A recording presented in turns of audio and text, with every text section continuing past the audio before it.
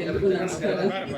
ಆಂಜನೇಯ ಸ್ವಾಮಿಯ ಕೃಪೆ ಆಶೀರ್ವಾದ ನಾವೆಲ್ಲರ ಮೇಲೆ ಇರಲಿ ಅಂತ ಬಯಸುತ್ತಾ ಇವತ್ತಿನ ಕಾರ್ಯಕ್ರಮ ವಿಶೇಷ ಕಾರ್ಯಕ್ರಮ. ಸಾಕಷ್ಟು ಕಾರಣದಿಂದ ವಿಶೇಷ ಹೇಳಿಕ್ ಬಯಸ್ತೀನಿ. ಎಲ್ಲರೂ ದಯವಿಟ್ಟು ಕುತ್ಕೊಂಡು 7 ನಿಮಿಷ. ಅಲ್ಲ ನಿಮ್ಗೆಲ್ಲ ಇರ್ತದೆ. ಮೊನ್ನೆ CM ಸಿದ್ದರಾಮಯ್ಯ ಅವರು ಅದೇ ಹೇಳಿದ್ರು, ಕೊನೆ ಭಾಷಣ ಕೊಡ್ಬೇಡಿ ನನಗೆ, ಮುಂಚೆ ಕೊಡ್ರಿ ಅಂತ. ಲಾಸ್ಟ್ ಭಾಷಣ ಮಾಡುವಾಗ ನಾವೇನ್ ಮಾತಾಡ್ಬೇಕು ಅನ್ನೋದೇ ಗೊತ್ತಿರಲ್ಲ, ಎಲ್ಲ ವಿಷಯ ಮುಗ್ದೋಗಿರುತ್ತೆ. ಸೊ ಇವತ್ತು ಕೂಡ ನನ್ನ ಇಡೀ 8 ಕ್ಷೇತ್ರಗಳು ಬರುತ್ತೆ. MP ಕ್ಷೇತ್ರದಲ್ಲಿ, ಲೋಕಸಭಾ ಕ್ಷೇತ್ರದಲ್ಲಿ 8 ಕಾನ್ಸ್ಟಿಟ್ಯೂಯೆನ್ಸಿ ಬರುತ್ತೆ, MLA ಕಾನ್ಸ್ಟಿಟ್ಯೂಯೆನ್ಸಿ. ಅದರಲ್ಲಿ ಹರಿಹರ ಕ್ಷೇತ್ರಕ್ಕೆ, ಅದರಲ್ಲಿ ಬೆಳ್ಳೂಡಿ ಗ್ರಾಮಕ್ಕೆ ನಾನು ಅತಿ ಹೆಚ್ಚು ಬಾರಿ ಸಂಸದರಾಗಿ ಈಗ 2 ವರ್ಷ ಮೊನ್ನೆ ತಾನೇ ನಾನು ಪೂರ್ಣ ಆಗಿದೆ ಅವಧಿ. ಪ್ರಮಾಣ ವಚನ ಸ್ವೀಕಾರ ಮಾಡಿದ್ದಿನ ನೋಡ್ಕೊಂಡ್ರೆ ನಿನ್ನೆ 2 ವರ್ಷ ಪೂರ್ಣ ಆಗಿದೆ. ಬಹಳ ಸಂತೋಷ ಆಯ್ತು. ಬೆಳ್ಳೂಡಿ ಗ್ರಾಮದಲ್ಲಿ ಇಷ್ಟೊಂದು ಗೌರವ, ಪ್ರೀತಿ, ವಿಶ್ವಾಸದಿಂದ ಕಾಣುವಂತಹ ಎಲ್ಲ ಗ್ರಾಮಸ್ಥರಿದ್ದೀರ. ಇಡೀ ಗ್ರಾಮವೇ ಇಲ್ಲಿ ಹಬ್ಬದ ರೀತಿ ಸೇರಿದ್ದೀರ. ಜೊತೆಗೆ ನಮ್ಮ ಎಲ್ಲ ಮುಖಂಡರು ಕೂಡ ಇದ್ದಾರೆ. ನಂದಿಗಾವಿ ಶ್ರೀನಿವಾಸ್ ಅವರು, ಮತ್ತೆ ಬೆಳ್ಳೂಡಿ ಬಸವರಾಜ್ ಅವರಾಯ್ತು, ನಿಖಿಲ್ ಕೊಂಡಚ್ಚಿ ಅವರಾಯ್ತು, ಮತ್ತೆ ಹಾಲೇಶಣ್ಣರಿದ್ದೀರ, ನಮ್ಮ ಬ್ಲಾಕ್ ಅಧ್ಯಕ್ಷರುಗಳಿದ್ದೀರ, ಮತ್ತೆ ಕುಮಾರಣ್ಣ ಅವರಿದ್ದೀರಾ, ಮತ್ತೆ ಸಾಕಷ್ಟು ಜನ ಹಿರಿಯರಿದ್ದೀರಾ, ಮುದ್ದಾದ ಮಕ್ಕಳು ಕೂಡ ಬಂದಿದ್ದಾರೆ ಇವತ್ತು ಕಾರ್ಯಕ್ರಮಕ್ಕೆ. ಸೊ ನಾನು ಕೂಡ ನೋಡ್ತಾ ಇದ್ದೆ, ಬೆಳ್ಳೂಡಿ ಗ್ರಾಮಕ್ಕೆ ನಿಮಗೆ ನೆನಪಿದೆನಾ ಇಲ್ಲ, ನನಗೆ ಮಾತ್ರ ನೆನಪಿರುತ್ತೆ ಯಾವ ಊರಿನಲ್ಲಿ ಯಾವ ರೀತಿ ಆತಿಥ್ಯ ಮಾಡ್ತೀರಾ ಅಂತ. ನಾನು ಫಸ್ಟ್ ಬಂದಾಗ ಚೆನ್ನಾಗಿರೋ ರೋಡ್ ಬಿಟ್ಟು ಹಾಳಾಗಿರೋ ರೋಡ್, ಈಗೇನು ಸಿಮೆಂಟ್ ರೋಡ್ ಆಗಿದೆಲ್ಲ 5 ಕೋಟಿಯಲ್ಲಿ, ಆ ರೋಡ್ ನಲ್ಲಿ ಕರ್ಕೊಂಡ್ಬಂದ ಆತಿಥ್ಯ ಮಾಡಿದ್ರಿ ನೀವು. ಯಾಕೆ ಅಂದ್ರೆ ಜನಪ್ರತಿನಿಧಿಗಳು ನಿಮ್ಮನ್ನ ಆಯ್ಕೆ ಮಾಡಿದೀನಿ, ನಮ್ಮ ಕಷ್ಟಗಳನ್ನ ನೀವು ತಿಳ್ಕೊಳ್ರಿ ಅಂತ ಹೇಳಿ ಕರ್ಕೊಂಡ್ ಬಂದಿದ್ರೆ ಆ ರೋಡಿಂದ. ಅದಾದ ನಂತರ ಇಲ್ಲಿ ಬೆಳ್ಳೂಡಿ ಗ್ರಾಮಕ್ಕೂ ನಾನು ಶಾಮನೂರ್ ಕುಟುಂಬದ ಸೊಸೆ ಆಗುವ ಮುಂಚೆನೆ ಕಕ್ಕರಗೊಳ್ಳದ ಪಟೇಲ್ ವೀರಪ್ಪರ ಮೊಮ್ಮಗಳಾಗಿ ಇಲ್ಲಿ ನಮ್ಮ ಅಜ್ಜಿ ಮನೆಗೆ ಬಂದಿದೆ. ಅಜ್ಜಿಗೆ ನಾವೆಲ್ಲರೂ ಬೆಳ್ಳೂಡಿ ಅಜ್ಜಿ ಅಂತಾನೆ ಕರಿತಾ ಇದ್ವಿ, ಈ ಊರ ಹೆಸರಿಟ್ಟೆ ಕರಿತಾ ಇದ್ದಿದ್ದು. ಸೊ ಇಲ್ಲಿ ಅಜ್ಜಿ ಮನೆಯಲ್ಲಿ ನಿನ್ನ ವಯಸ್ಸಿನಲ್ಲಿ ಅಥವಾ ನಿನ್ನ ವಯಸ್ಸಿರ್ಬೇಕು, ಈ ವಯಸ್ಸಿನಲ್ಲಿ ಇಲ್ಲಿ ನಮ್ಮ ರಜಾ ದಿನಗಳಲ್ಲಿ ಬೆಳ್ಳೂಡಿಗೆ ಬರ್ತಾ ಇದ್ವಿ. ಬೆಂಗಳೂರು, ಬೆಳ್ಳೂಡಿ, ಕುಂಬ್ಳೂರು ಇದೆಲ್ಲ ನಮ್ಮ ಅತ್ತೆಯವರ ಊರುಗಳಾಗಿದ್ದಾವೆ.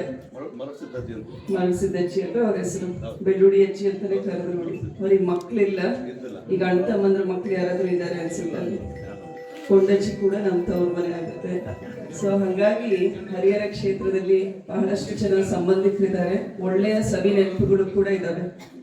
ಇವತ್ತು ಬೆಳಿಗ್ಗೆ 9 ಗಂಟೆ 9:30ಗೆ ನಾವೆಲ್ಲ ಹೊಸಪೇಟೆನಲ್ಲಿದ್ವಿ. ಯಾಕಂದ್ರೆ ತುಂಗಭದ್ರಾ ಡ್ಯಾಮ್ ನಲ್ಲಿರುವಂತಹ 33 ಕ್ರೆಸ್ಟ್ ಗೇಟ್ನ ಹೊಸ ಗೇಟ್ನ ಸುಮಾರು 50 ಕೋಟಿ ವೆಚ್ಚದಲ್ಲಿ ಹೊಸ ಗೇಟ್ನ ಮಾಡಿದ್ದಾರೆ. ಅದನ್ನ ಐ ಥಿಂಕ್ 3 ಸ್ಟೇಟ್ನ CMಗಳು, ನಮ್ಮ ತೆಲಂಗಾಣ, ಆಂಧ್ರ ಪ್ರದೇಶ್ ಮತ್ತೆ ನಮ್ಮ ಕರ್ನಾಟಕ ರಾಜ್ಯದ ಮುಖ್ಯಮಂತ್ರಿಗಳಾದ DK ಶಿವಕುಮಾರ್ ಅವರು, ಮತ್ತೆ ಕೇಂದ್ರ ಮಂತ್ರಿಗಳಾದ CR ಪಾಟೀಲ್, ಜಲಸಂಪನ್ಮೂಲ ಸಚಿವರು, ಅವ್ರು ಕೂಡ ಬಂದಿದ್ರು. ಮತ್ತೆ ಎಲ್ಲ ನಮ್ಮ ಏನು ಇರಿಗೇಷನ್ ಡಿಪಾರ್ಟ್ಮೆಂಟ್ನ ಎಲ್ಲ ಸಿಬ್ಬಂದಿ ವರ್ಗದವರು ಇದ್ರು, ಕೇಂದ್ರ ಮತ್ತೆ 3 ರಾಜ್ಯಗಳ ಎಲ್ಲ ಸಿಬ್ಬಂದಿಗಳು ಇದ್ರು. ಸೊ ಒಂದು ಒಳ್ಳೆ ಕಾರ್ಯಕ್ರಮ. ಸುಮಾರು ಜನ ತೆಲಂಗಾಣದಿಂದ ರೈತ ಬಾಂಧವರು ಕೂಡ ಬಂದಿದ್ರು. 1500 ಜನ ಗಟ್ಟಲೆ ತೆಲಂಗಾಣದಿಂದ, ಆಂಧ್ರದಿಂದ ಬಂದಿದ್ರು. ಒಳ್ಳೆ ಕಾರ್ಯಕ್ರಮ. ಸೊ ನಮ್ಮ ರೈತರು ನಮ್ಮ ದೇಶದ ಬೆನ್ನೆಲುಬು. ಅದು ನಿಜವಾಗ್ಲೂ ದಿನ ಕಳೆದಾಗ ಇನ್ನೂ ಜಾಸ್ತಿ ಗೊತ್ತಾಗ್ತಾ ಇದೆ. ಯಾಕಂದ್ರೆ ಈ ವರ್ಷ ಇವತ್ತು ಮಳೆ ಮೂಡ ಇದೆ, ಆದರೆ ಮೆಟ್ ಡಿಪಾರ್ಟ್ಮೆಂಟ್ ಪ್ರಕಾರ ಮಳೆ ಕಡಿಮೆ ಆಗುವಂತಹ ಸಾಧ್ಯತೆ ಇದೆ ಅಂತ ಹೇಳ್ತಿದ್ದಾರೆ ಕಳೆದ ವರ್ಷಕ್ಕಿಂತ. ಸೊ ಅದರಿಂದ ನಾನು ಕೂಡ ದೆಹಲಿಯಲ್ಲಿ ಜನರಲ್ ಅಶ್ಯೂರೆನ್ಸ್ ಕಮಿಟಿ ಅಂತ ಒಂದಿದೆ. ಅಂದ್ರೆ ಪ್ರತಿಯೊಬ್ಬ ಮಂತ್ರಿಗಳು, ನಾವೇನು ಸದನದಲ್ಲಿ ಚರ್ಚೆ ಮಾಡ್ತೀವಿ, ಪ್ರತಿಯೊಬ್ಬ MP ಪ್ರಶ್ನೆಗಳು ಕೇಳ್ತೀವಿ, ಅದಕ್ಕೆ ಮಂತ್ರಿಗಳು ಉತ್ತರ ಕೊಡ್ತಾರೆ ಪಾರ್ಲಿಮೆಂಟ್ ನಲ್ಲಿ. ಅವ್ರು ಉತ್ತರ ಕೊಟ್ಟಾಗ ಅವ್ರೇನಾದ್ರೂ ಆ ಪ್ರಶ್ನೆಗೆ, ಬೇಡಿಕೆಗೆ ಆಶ್ವಾಸನೆ ಕೊಟ್ಟಿದ್ರೆ, ನಾನಿರುವಂತಹ ಕಮಿಟಿನಲ್ಲಿ ನಮ್ಮ ಜವಾಬ್ದಾರಿ ಏನಾಗುತ್ತೆ ಅಂದ್ರೆ, ಯಾಕೆ ಈ ಆಶ್ವಾಸನೆಯನ್ನ ಪೂರ್ಣ ಮಾಡಿಲ್ಲ ನೀವು, 3 ತಿಂಗಳಾಗಿದೆ, 6 ತಿಂಗಳಾಗಿದೆ, ವರ್ಷ ಆಗಿದೆ ಅನ್ನುವಂತಹ ಒಂದು ಕಮಿಟಿ, ಜವಾಬ್ದಾರಿಯುತ ಕಮಿಟಿ. ನಾವು 25 ಜನ ರಾಜ್ಯಸಭಾ ಮತ್ತೆ ಲೋಕಸಭಾ MP ಅದರಲ್ಲಿದ್ದೀವಿ. ನಮಗೊಬ್ರು ಚೇರ್ಮನ್ ಕೂಡ ಇದ್ದಾರೆ, ಹರಿಯಾಣ ರಾಜ್ಯದ ಮಂತ್ರಿಗಳು, ರಾಜ್ಯ ಮಂತ್ರಿಗಳಾಗಿದ್ದರು, ಅವರು ನಮ್ಮ ಕಮಿಟಿ ಚೇರ್ಮನ್ ಆಗಿದ್ದಾರೆ. ಮೊನ್ನೆ ನಾನು ದೆಹಲಿಗೆ ಹೋದಾಗ 2 ಸೆಷನ್ ಚರ್ಚೆ ಆಯಿತು, ಬೆಳಿಗ್ಗೆ ಮತ್ತೆ ಮಧ್ಯಾಹ್ನಕ್ಕೆ. ಚರ್ಚೆ ಇದ್ದಿದ್ದು ನಿಮಗೆಲ್ಲರಿಗೂ ಕುತೂಹಲ ಇರುವಂತಹ ವಿಷಯನೇ, ನಮ್ಮ ರೈತ ಬಾಂಧವರಿಗೆ ಸರ್ಕಾರದಿಂದ ದೊರೆಯುವಂತಹ ರಸಗೊಬ್ಬರ ಮತ್ತೆ ಪೊಟ್ಯಾಶ್ ಮತ್ತೆ ಕ್ರಿಮಿನಾಶಕಗಳು, ಇದರ ಪೂರೈಕೆ ಯಾವ ರೀತಿ ಮಾಡ್ತಾ ಇದ್ದೀರಾ? ಕಂಪನಿಗಳು ಎಷ್ಟು ಪ್ರೈವೇಟ್ ಕಂಪನಿಗಳಿವೆ, ಎಷ್ಟು ಏಡೆಡ್ ಕಂಪನಿಗಳಿವೆ ರಾಷ್ಟ್ರ ಮಟ್ಟದಲ್ಲಿ, ಮತ್ತು ಎಷ್ಟು ಪಬ್ಲಿಕ್ ಅಂದ್ರೆ ನಮ್ಮ ಸರ್ಕಾರದ ಕಂಪನಿಗಳಿವೆ? ಯಾವ ರೀತಿ ನೀವು ರಾಜ್ಯದಲ್ಲಿರುವಂತಹ ಕಮಿಟಿಯನ್ನ ಕರೆದ್ಬಿಟ್ಟು ಪ್ರತಿಯೊಂದು ರಾಜ್ಯದ ಬೇಡಿಕೆ ಏನಿದೆ, ಖಾರಿಫ್ ರಾಬಿ ಕ್ರಾಪ್ಸ್ ಅಂತ ಹೇಳ್ತೀವಿ, ಸೊ 2 ಸೀಸನ್ ಅಲ್ಲಿ ನಮ್ಮ ರೈತರ ಬೇಡಿಕೆ ಏನಿದೆ ಅಂತ ಸುದೀರ್ಘವಾದ ಚರ್ಚೆ ಮಾಡಿಕೊಂಡು ನಮ್ಮ ಕಮಿಟಿನಲ್ಲಿ ಕೇಳಿರುವಂತಹ ಪ್ರಶ್ನೆ ಏನು ಅಂದ್ರೆ, ಸತತವಾಗಿ ಕಂಪನಿಗೆ ಕೊಡುವಂತಹ ರೇಟ್ ನ ಫಿಕ್ಸ್ ಮಾಡ್ರಿ. ಆಮೇಲೆ ರೈತ ಬಾಂಧವರಿಗೆ ನೀವು ಒಟ್ಟಾರೆ ಬೇಡಿಕೆನ ತಗೊಳ್ತೀರಾ, ಆದ್ರೆ ಡಿಸ್ಟ್ರಿಬ್ಯೂಷನ್ ಮಾಡುವಾಗ ರೈತರಿಗೆ ಸಿಗ್ತಾ ಇಲ್ಲ. ಅದು ಎಲ್ಲಿ ಪೋಲಾಗಿ ಹೋಗ್ತಾ ಇದೆ, ಅಥವಾ ಎಲ್ಲ ಕಡೆಗೂ ಒಂದು ಡಿಸ್ಟ್ರಿಬ್ಯೂಷನ್ ಸೆಂಟರ್ನ ಸರಿಯಾಗಿ ಒಂದು ಗಮನ ಹರಿಸಬೇಕಾಗುತ್ತೆ. ಬಟ್ ಅವ್ರು ಹೇಳೋದು ರಾಜ್ಯ ಸರ್ಕಾರಕ್ಕೆ ಅದು ಸಂಬಂಧಪಟ್ಟ ವಿಷಯ, ಕೇಂದ್ರ ಸರ್ಕಾರಕ್ಕೆ ಸಂಬಂಧಪಟ್ಟಿಲ್ಲ. ಸೊ ಯಾಕೆ ಇಷ್ಟೊಂದು ಹೇಳ್ತಾ ಇದ್ದೀನಿ ಅಂದ್ರೆ, ಡೆಲ್ಲಿಗೆ ಕೂತ್ಕೊಂಡು ಏನ್ ಮಾಡ್ತೀರಾ ಕರೆ, ನಮ್ದು ಇಷ್ಟೊಂದು ದೊಡ್ಡ ಕ್ಷೇತ್ರ ಇದೆ, 8 ಕ್ಷೇತ್ರ, ನೀವು 3 ತಿಂಗಳಿಗೆ ಒಂದ್ಸಲ ಬರ್ತೀರಾ ಅಂತ ಹೇಳ್ತೀರಾ. ಬಟ್ ನಾವಲ್ಲಿ ಹೋಗಿ ನಮ್ಮದೇ ಆದ ಜವಾಬ್ದಾರಿಗಳಿರ್ತವೆ. ದೆಹಲಿನಲ್ಲಿ ಈಗ ಏನು ಮಹಿಳಾ ಮೀಸಲಾತಿ ಬಿಲ್ ಆಯ್ತು, ಅದನ್ನ ಕ್ಷೇತ್ರ ಮರು ವಿಂಗಡಣೆ ಡಿಲಿಮಿಟೇಷನ್ ಅಂತ ಹೇಳ್ತೀವಲ್ಲ, ಈ ಬಿಲ್ ಜೊತೆಗೆ ಮತ್ತೆ ಚರ್ಚೆಗೆ ತರ್ತಾರೆ. ಈಗ ಮೋದಿ ಸರ್ಕಾರ ತಗೊಂಡ್ ಬರುತ್ತೆ ಎಲ್ಲ. ಏನು ವೆಸ್ಟ್ ಬೆಂಗಾಲ್ ಆಯ್ತು, ಕುದುರೆ ವ್ಯಾಪಾರ ಮಾಡ್ತಾ ಇದಾರಲ್ಲ ಈಗ ಅವರು, PMC ಕೇಳಿರಲ್ಲ, ಮಮತಾ ಬ್ಯಾನರ್ಜಿ ಹೆಸರು. ಸೊ ಅಲ್ಲಿಂದ ಕೆಲವು ಸಂಸದರನ್ನ ಖರೀದಿ ಮಾಡಿದ್ದಾರೆ, ಮತ್ತೆ ನಮ್ಮ ಮಹಾರಾಷ್ಟ್ರದಿಂದ ಖರೀದಿ ಮಾಡಿದ್ದಾರೆ, ಬಿಹಾರದ್ದು ಹೋಗ್ಬಿಟ್ಟಿದೆ ಪೂರ್ತಿ. ಸೊ ಅದೇ ರೀತಿ ಪ್ರತಿಯೊಂದು ರಾಜ್ಯದಲ್ಲಿ ಪಕ್ಷ, ತಮಿಳ್ನಾಡು ಬರಲ್ಲ, ಯಾಕಂದ್ರೆ DMK ನಲ್ಲಿ ಹೋಗ್ಬಿಟ್ಟಿದೆ. ಸೊ ಹಂಗೆ ಎಲ್ಲಾ ಪಕ್ಷದಲ್ಲಿ ಈಗ 45 ಕಮ್ಮಿ ಆಗಿತ್ತು ಅವರಿಗೆ. ಈ ಒಂದು ಬಿಲ್ನ ಕ್ಷೇತ್ರ ಮರು ವಿಂಗಡಣೆ ಮಹಿಳಾ ಮೀಸಲಾತಿ ಜಾರಿ ಮಾಡಬೇಕು ಅಂದ್ರೆ 45 ವೋಟ್ ಕಡಿಮೆ ಆಗಿತ್ತು. ಸೊ ಇದು ಆಗ್ಲೇ ಫೇಲ್ ಆಗಿದೆ, ಒಂದ್ಸಲ ಟ್ರೈ ಮಾಡಿ ಫೇಲ್ ಆಗಿದ್ದಾರೆ. ಮತ್ತೆ ಈಗ ಜುಲೈ 15 ಮೇಲೆ ಈ ಮಾನ್ಸೂನ್ ಸೆಷನ್ ನಡೆಯುತ್ತಲ್ಲ, ಅವಾಗ ಮತ್ತೆ ಅದನ್ನ ಜಾರಿ ಮಾಡುವಂತಹ ಆಲೋಚನೆ ಇದೆ ಅವರಿಗೆ. ಜಾರಿ ಮಾಡುವಾಗ ನಮ್ದು ಏನು 543 MP ಅದನ್ನ 840 ಏರಿಸ್ತಾರಂತ. ಸೊ ನಾವು ಹೆಂಗ್ ಕೂತ್ಕೋಬೇಕು, ಯಾವ ರೀತಿ ಪ್ರಶ್ನೆಗಳನ್ನು ಕೇಳಬೇಕು, ಎಷ್ಟು ಅವಕಾಶ ಸಿಗುತ್ತೆ, ಜನರ ದುಡ್ಡಿನಲ್ಲಿ ನಮಗೆ ಸಂಬಳ ಸಿಗ್ತಾ ಇದೆ. ಸೊ ಇಮ್ಯಾಜಿನ್ ಮಾಡಿ, 540 ಡಬ್ಬಲ್ಲು 840 ಸಂಸದರಿಗೆ ನೀವು ನಿಮ್ಮ ಟ್ಯಾಕ್ಸ್ ದುಡ್ಡಿನಲ್ಲಿ ಅವರಿಗೆ ಅವ್ರ ಸ್ಯಾಲ್ರಿ ಕಟ್ಟಬೇಕಾಗುತ್ತೆ. ಸೊ ಸಾಕಷ್ಟು ಅನೇಕ ವಿಚಾರಗಳಿವೆ. ನಮ್ಮ ದಕ್ಷಿಣ ಭಾಗದಲ್ಲಿರುವಂತಹ ಸಮಸ್ಯೆಗಳ ಆದ್ಯತೆ ಮತ್ತು ನಮಗೆ ಬರಬೇಕಾದಂತಹ ಹಣ, ನಾವೇನು GST GDP ಅಂತ ಯಾವಾಗಲೂ ಮುಖ್ಯಮಂತ್ರಿಗಳು ಹೇಳ್ತಾರೆ, ನಾವು ಪ್ರತಿ 1 ರೂಪಾಯಿ ಏನ್ ಟ್ಯಾಕ್ಸ್ ಕೊಡ್ತೀವಿ, ಕೇವಲ 13 ಪೈಸಾ ಅಷ್ಟೇ ನಮಗೆ ನಮ್ಮ ಅಭಿವೃದ್ಧಿಗೆ GST ಕೌನ್ಸಿಲ್ ಇಂದ ಬರ್ತಾ ಇದೆ. ಸೊ ಹಾಗಾಗಿ ಇಷ್ಟು ಕಡಿಮೆ ದುಡ್ಡಿನಲ್ಲಿ ಬೆಂಗಳೂರಂತಹ ಬೆಳೆಯುವಂತಹ ಸಿಟಿನ ನಾವು ಯಾವ ರೀತಿ ಡೆವಲಪ್ ಮಾಡಲಿಕ್ಕೆ ಸಾಧ್ಯ? ನಮ್ಮಲ್ಲಿರುವಂತಹ ಅನೇಕ ಅಣೆಕಟ್ಟುಗಳಿವೆ, ಅದರ ಅಭಿವೃದ್ಧಿ ಆಗಬೇಕು, ಮೆಟ್ರೋ ಅಭಿವೃದ್ಧಿ ಆಗಬೇಕು. ಸೊ ಇದೆಲ್ಲ ಯಾವ ರೀತಿ ಸಾಧ್ಯ ಅನ್ನೋದನ್ನ ನಾವು ಯೋಚನೆ ಮಾಡಬೇಕಾಗಿದೆ. ಆದ್ರಿಂದ ನೀವು ಕೂಡ ಯೋಚನೆ ಮಾಡಿ, ಯಾವ ಸರ್ಕಾರ ಕೇಂದ್ರದಲ್ಲಿ ಬರಬೇಕು, ಯಾವ ಪಕ್ಷ ನಿಮ್ ಪರವಾಗಿದೆ. ಈಗ 11 ವರ್ಷ ಒಂದು ಪಕ್ಷ ಇದೆ ಕೇಂದ್ರದಲ್ಲಿ, ಹೌದ್ರಾ? ಕಳೆದ ಬಾರಿನೂ ನಮಗೆ ಕಾಂಗ್ರೆಸ್ ಪಕ್ಷಕ್ಕೆ 100 ವೋಟ್ ಸಿಕ್ಕಿದೆ. 100 ಜನ 100 ವೋಟ್ ಅಂದ್ರೆ 100 ಸಂಸದರಾಗಿದ್ದೀರಿ ಕಾಂಗ್ರೆಸ್ನಲ್ಲಿ. ಸೊ ಆದ್ರಿಂದ MP ಚುನಾವಣೆ, MP ಎಲೆಕ್ಷನ್ ಅಲ್ಲೂ ನೀವು ದಯವಿಟ್ಟು ಕಾಳಜಿ ವಹಿಸ್ಕೊಂಡು, ಕೇಂದ್ರದಲ್ಲಿ ಈಗ ಸದ್ಯಕ್ಕೆ ನಾವು ಎದುರಿಸ್ತಾ ಇರುವಂತಹ ಸವಾಲುಗಳೇನು ಅಂದ್ರೆ, ಬೆಲೆ ಏರಿಕೆ ಒಂದು, ಪೆಟ್ರೋಲ್ ಡೀಸೆಲ್ 8 ರೂಪಾಯಿಯಷ್ಟು ಏರಿಕೆ ಆಗಿದೆ, ಹೌದ್ರಾ? ಇದರ ಜೊತೆಗೆ ವಿಶ್ವದಲ್ಲಿ ಏನ್ ವೆಸ್ಟ್ ಏಷ್ಯಾದಲ್ಲಿ ಯುದ್ಧ ನಡೀತಾ ಇದೆ, ಅದರ ಪರಿಣಾಮ ಕೂಡ ನಮ್ಮ ಮೇಲೆ ಬೀಳ್ತಾ ಇದೆ. ಅದರ ಜೊತೆಗೆ US ಟ್ರೇಡ್ ಡೀಲ್ ಅಂತ ಹೇಳ್ತೇವೆ. ಇದು ಯಾಕಪ್ಪ ನನಗೆ ಬೇಕು, ನನಗೊಂದು ಸಿಮೆಂಟ್ ರೋಡ್ ಸಾಕು, ಇಲ್ಲಿ ನನಗೂ 2 ಬ್ರಿಡ್ಜ್ ಆಗ್ಬೇಕು ನಮ್ಮ ಹರಿಹರ ಕ್ಷೇತ್ರಕ್ಕೆ ಅಂತ ದಯವಿಟ್ಟು ಯೋಚನೆ ಮಾಡಬೇಡ್ರಿ. ಯಾಕಂದ್ರೆ ರಾಷ್ಟ್ರ ರಾಜಕಾರಣ ಕೂಡ ಬೇಕು ನಮಗೆ. ರಾಷ್ಟ್ರ ರಾಜಕಾರಣದಲ್ಲಿ ತಗೊಳ್ಳುವಂತಹ ನಿರ್ಧಾರಗಳು ಕೂಡ ರಾಜ್ಯದ ಮೇಲೆ ಬೆಂಬಲಿತವಾಗುತ್ತೆ. ಸೊ ಆದ್ರಿಂದ ನಿನ್ನೆ ಕಮಿಟಿ ಮೀಟಿಂಗ್ ಮುಗೀತು. ಇವತ್ತು ಕೂಡ ಹರಿಹರ ಕ್ಷೇತ್ರದಲ್ಲಿ ಒಂದು ಒಳ್ಳೆ ಕಾರ್ಯಕ್ರಮ.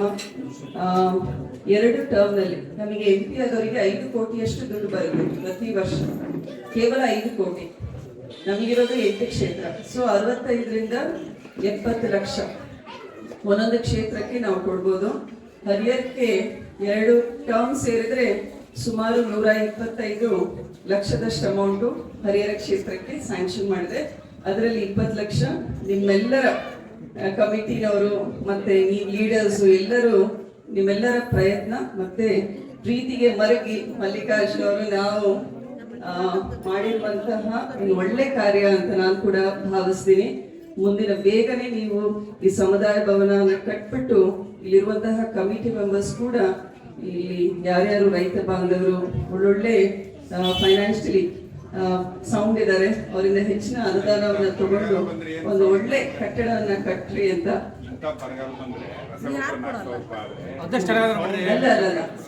ಅಲ್ಲ ಅಷ್ಟೇ ಕೇಳೋದಲ್ಲ, ಯಾಕಂದ್ರೆ ಪ್ರತಿಯೊಂದು ಹಳ್ಳಿಯಿಂದನೂ ಸಮುದಾಯ ಭವನ ಬೇಡಿಕೆ ತಗೊಂಡ್ ಬರ್ತಾರೆ. ಒಂದು ಊರಲ್ಲಿ ಏನು ಅಂದ್ರೆ ಫಿಕ್ಸ್ ಮಾಡ್ಬಿಟ್ಟಿದ್ದಾರೆ, ನಿಮ್ಗೆ ಎಷ್ಟು ಎಕರೆ ಇದೆ ಅಷ್ಟಕ್ಕೆ ನೀನು ಇಷ್ಟು % ದುಡ್ಡು ಕಟ್ಟಬೇಕು ಅಂತ. ಸೊ ನಾನು ನೋಡಿದ್ದೀನಿ, ನನ್ನ ಸ್ವಂತ ಹೇಳ್ತಾ ಇಲ್ಲ, ನಿಮ್ಮಿಂದ ಕಲ್ತಿರೋದೇ ನಿಮ್ಗೆ ಹೇಳ್ತಾ ಇರೋದಿರತ್ತಷ್ಟೇ. ರೈತ ಬಾಂಧವರಿಂದ ನಾನು ಏನ್ ಕಲ್ತಿದ್ದೀನಿ, ಯಾವ ಊರಿನಲ್ಲಿ ಸಂಘಟನೆ ಎಷ್ಟು ಚೆನ್ನಾಗಿದೆ, ಒಬ್ರಿಗೊಬ್ರು ಅಂಡರ್ಸ್ಟ್ಯಾಂಡಿಂಗ್ ಚೆನ್ನಾಗಿದೆ, ಆ ಒಂದು ಪಾಠವನ್ನೇ ನಾನು ಇವತ್ತು ಹೇಳ್ತಾ ಇರೋದು, ಹಂಚ್ಕೊಳ್ತಾ ಇರೋದು ನಿಮ್ ಜೊತೆಗೆ. ಇದ್ರ ಜೊತೆಗೆ ಕಟ್ಟಡವನ್ನ ಬೇಗ ಸುಸಜ್ಜಿತವಾದ ಕಟ್ಟಡವನ್ನು ಕಟ್ಕೊಡಿ ಅಂತ ಇಂಜಿನಿಯರ್ ಇಲ್ಲೇ ಇದಾರಲ್ಲ, ಎಲ್ಲೋ ಚಾರ್ಜ್ ಎಷ್ಟು ಈಗ ಇಮಿಡಿಯೇಟ್ಲಿ ಸ್ಟಾರ್ಟ್ ಮಾಡ್ಬಿಡ್ತೀರಾ ವರ್ಕ್, ನಿಮಿತಿ ಕೇಂದ್ರ ಅವರಿಗೆ ಕೊಟ್ಟಿದ್ದೀರಾ. ಆಮೇಲೆ 2 ಬ್ರಿಡ್ಜ್ ಬಗ್ಗೆ ಶ್ರೀನಿವಾಸ್ ಅವರು ಹೇಳಿದ್ರು, 7.5 ಕೋಟಿ ಮತ್ತೆ 4.5 ಕೋಟಿನಲ್ಲಿ ಬ್ರಿಡ್ಜ್, ಉಕ್ಕಡಗಾತ್ರಿ ಬ್ರಿಡ್ಜ್, ಇನ್ನೊಂದು ನಮ್ಮ ಬೆಳ್ಳುಳ್ಳಿ ಬ್ರಿಡ್ಜ್ ಅದು ಕೂಡ ರೆಡಿ ಆಗುತ್ತೆ ಅಂತ. ಸೊ ಇವತ್ತು ಮಕ್ಕಳಿಗೂ ಕೂಡ ನಾವು 2,000 ರೂಪಾಯಿ ಸಹಾಯಧನ ಕೊಟ್ಟಿದ್ದೀವಿ. ಸೊ ಎಲ್ಲಿದ್ದೀರಾ ಸ್ಟೂಡೆಂಟ್ಸ್, ದಯವಿಟ್ಟು ಕೈ ಎತ್ತಿ. ಸೊ ನೀವು ಸಪ್ನಾ ಬುಕ್ ಹೌಸ್ಗೆ ಹೋಗಿ, ನಾವು ಯಾವಾಗಲೂ ಹೇಳೋದೇನು, books are your best friend ಅಂತ ಹೇಳ್ತೀವಿ. ಪುಸ್ತಕ ಅನ್ನೋದು ನಿಮ್ಮ ಆತ್ಮೀಯ ಗೆಳೆಯ ಇದ್ದ ಹಾಗೆ. ಆತ್ಮೀಯ ಗೆಳೆಯ ಅಂದ್ರೆ ಎಲ್ಲದನ್ನ ಹಂಚ್ಕೊಳ್ತೀರಾ, ಸಾಕಷ್ಟು ಕಲಿತೀರಾ. ಸೊ ಇದು ಒಂದು ಒಳ್ಳೆ ಪುಸ್ತಕವನ್ನ ಖರೀದಿ ಮಾಡಿ, ಆ ಪುಸ್ತಕದಲ್ಲಿರುವಂತಹ ಒಳ್ಳೆಯದನ್ನ ಕೆಟ್ಟದನ್ನ ಎಲ್ಲದನ್ನು ಓದಿ ನೀನು ಜೀವನದಲ್ಲಿ ಮುಂದೆ ಏನ್ ಮಾಡ್ಬೇಕು ಮಾಡ್ಬಾರ್ದು ಅನ್ನೋಂತಹ ಒಂದು ಪಾಠವನ್ನ ಕಲೀರಿ, ನೆನ್ಪಿಟ್ಕೊಳ್ರಿ. ಆಮೇಲೆ ಅದನ್ನ ನಿಮ್ಮ ಫ್ರೆಂಡ್ಸ್ ಜೊತೆಗೂ ಹಂಚ್ಕೊಳ್ರಿ. ಒಂದ್ಸಲ ನೀನ್ ಪುಸ್ತಕ ಓದಿದ್ಮೇಲೆ ಅದನ್ನ ಇನ್ನೊಬ್ರಿಗೆ ಕೊಟ್ರೆ ಅವಾಗ ಅದು ಸರ್ಕ್ಯುಲೇಟ್ ಆಗುತ್ತೆ ನಿಮ್ ಫ್ರೆಂಡ್ಸ್ ನಲ್ಲಿ, ಆಮೇಲೆ ನಾಲೆಡ್ಜ್ ಕೂಡ ಫ್ಲೋ ಆಗುತ್ತೆ ಅಂತ ನಾನು ಹೇಳ್ತೀನಿ. ಸೊ ಒಟ್ಟಾರೆ ಒಂದು ಒಳ್ಳೆ ಕಾರ್ಯಕ್ರಮ. ನನ್ನನ್ನು ಕೂಡ ಬೆಳ್ಳುಳ್ಳಿಗೆ ಇವತ್ತೊಂದು ಬೆಳಿಗ್ಗೆ 9 ಗಂಟೆಗೆ ಶುರು ಆಗಿರೋದು, ರಾತ್ರಿ 9 ಗಂಟೆ ನಿಮ್ಗೇನ್ ಕಾಣಿಸುತ್ತೆ, ಈಗ ನೀವೆಲ್ಲರೂ ನೋಡಿದ್ರೆ 6:45 ಮನೆ ಸೇರೋದು. ಸೊ ಮತ್ತೊಮ್ಮೆ ಎಲ್ಲರಿಗೂ ಆಂಜನೇಯ ಸ್ವಾಮಿಯ ಕೃಪೆ ಆಶೀರ್ವಾದ ಇರಲಿ ಅಂತ ಹೇಳ್ತಾ 150 ಲಕ್ಷ ಅಲ್ಲ ಹರೀಶ್, ಕೊನೆಯ ಭಾಗದ ರೈತರ ಸಮಸ್ಯೆಗೆ ಹೂಳೆತ್ತಲಿಕ್ಕೆ 100 ಕೋಟಿ ಪ್ರಸ್ತಾಪ ಕೂಡ ಮಾಡಿದ್ದೀವಿ. ಅದನ್ನು ಕೂಡ ನಮ್ಮ ಆಫೀಸ್ ಇಂದ, ಆಮೇಲೆ ಮಲ್ಲಿಕಾರ್ಜುನ ಅವರ ಡಿಪಾರ್ಟ್ಮೆಂಟ್ ಇಂದ ಬೆಂಗಳೂರಲ್ಲಿ ಅದನ್ನು ಕೂಡ ಫಾಲೋ ಅಪ್ ಮಾಡ್ತಾ ಇದ್ದಾರೆ.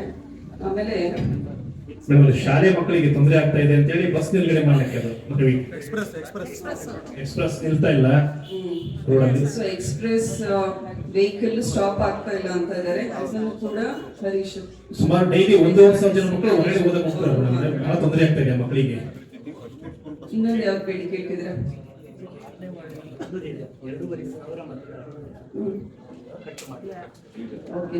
ಬೂತ್ ನ ಡಿವೈಡ್ ಮಾಡ್ಲಿಕ್ಕೆ ಇನ್ನೊಂದು ಬೂತ್ ಹಾಕ್ತೀವಿ. ಅದು ಸುಮಾರು 2,000 ಮೇಲೆ ಇದೆ ಮೇಡಮ್ ವೋಟಿಂಗ್ ಅದು. ಅಲ್ಲಿ ಮತ ಹಾಕಕ್ಕೆ ಹೋದಪ್ಪ ಅಷ್ಟೊಂದು ಹಾಕಕ್ಕೆ ಆಗಲ್ಲ, ಒಂದೇ ಬೂತ್, ವಾರ್ಡ್ ಒಂದೇ, ಹಾಗಾಗಿ ವಾರ್ಡ್ ವಿಂಗಡಣೆ ಆಗಬೇಕು ಅಂತ ಹೇಳಿ. ಅಲ್ಲ ಈಗ SIR ನಲ್ಲಿ BLA ಗಳು ಯಾರು ಇದ್ದೀರಾ ಇಲ್ಲಿ? ಕುಮಾರ್ ಒಂದೇ ವಾರ್ಡ್ BLO ಇದ್ದಾರೆ. ಸೀರಿಯಸ್ ಆಗಿ ತಗೊಂಡು ನೀವೆಲ್ಲರೂ ಪ್ರತಿಯೊಂದು ಮನೆಗೂ ಹೋಗಿ ನಿಮಗೊಂದು ಫಾರ್ಮ್ ಕೊಡ್ತಾರೆ. ಸೊ ನಿಮ್ಮ ಬೂತ್ ನಲ್ಲಿ ಸುಮಾರು 1,000-2,000 ಮತದಾರರು ಇದ್ರೆ ಅವರೆಲ್ಲರ ಹತ್ರ ಆ ಫಾರ್ಮ್ ಫಿಲ್ ಮಾಡಿಬಿಟ್ಟು ಸಬ್ಮಿಟ್ ಮಾಡ್ಬೇಕಾಗುತ್ತೆ. ಸೊ ನಮ್ಮ ಇಡೀ ದಾವಣಗೆರೆ ಉತ್ತರ ಕ್ಷೇತ್ರದಲ್ಲಿ ಸುಮಾರು 2,65,000 ಮತದಾರರು ಇದ್ರೆ ಅಷ್ಟು ಫಾರ್ಮ್ ನ ಫಿಲ್ ಮಾಡಿ ನಾವು ಸಬ್ಮಿಟ್ ಮಾಡ್ಬೇಕಾಗುತ್ತೆ. ಸೊ BLA ಗಳು BLO ಗಳು ಕ್ಲಬ್ ಆಗಿ ಆ ವರ್ಕ್ ಅಂದ್ರೆ ಆ ಫಾರ್ಮ್ ಹೆಸರು ERC ನ ಏನೋ ಇದೆ ಫಾರ್ಮ್ ಹೆಸರು. ಹರೀಶ್ ಫಾರ್ಮ್ ಹೆಸರು ಎನ್ಯುಮರೇಷನ್ ಫಾರ್ಮ್. ಸೊ ಅದ್ರ ಬಗ್ಗೆ ಎಲ್ಲ ಚರ್ಚೆ ಆಗಿದೆ. ಶ್ರೀನಿವಾಸ್ ಅವರು 4 ಹಳ್ಳಿಗಳು ಪಂಚಾಯತ್ಗಳನ್ನ ಸೇರಿಸ್ಬಿಟ್ಟು ಲೀಡರ್ಸ್ ನ ಗೈಡ್ ಮಾಡ್ತಾ ಇದಾರೆ ಅಂತ. ನಾನು ಕೂಡ ಅದೇ ಅನ್ಕೊಂಡೆ, ಒಂದು ನಿಮ್ಮ SIR ಪ್ರೋಗ್ರಾಮ್ಗೆ ನಾನು ಕೂಡ ಅಟೆಂಡ್ ಆಗ್ತೀನಿ ಅಂತ ಇವತ್ತಿತ್ತು. ಆಕ್ಚುಲಿ ಯಾವ್ದು ಚೌಟ್ರಿ ಸಿಗ್ಲಿಲ್ಲ ಅಂತ ಮಾಡ್ಲಿಲ್ಲ ಅನ್ಸುತ್ತೆ.